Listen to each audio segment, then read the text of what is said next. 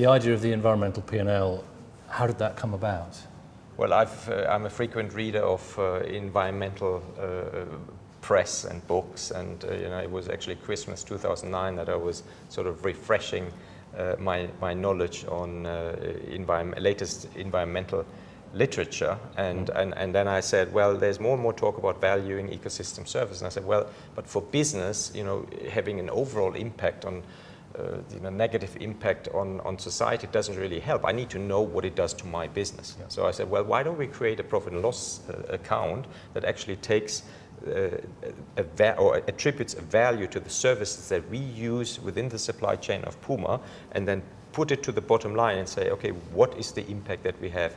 Because once we value and measure, we will also start to monitor, and that's when we went out to look for the right partners to do it with us, because it's a very complex thing to do, and that's when we came to PricewaterhouseCoopers, and I'm actually very pleased that this is a partnership, and I believe that solutions will only be found in partnerships, and because it's such a complex thing to do that you want to bring the best together to find solutions.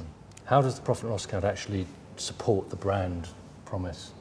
Well, it supports it because it will reduce the risks that we have on the one side, but it also supports it because it will help us to create new opportunities to create new processes, services, and new products that ultimately will reduce our overall impact. So it has a risk mitigation on one side as well as create an opportunity which ultimately benefits the image of the brand.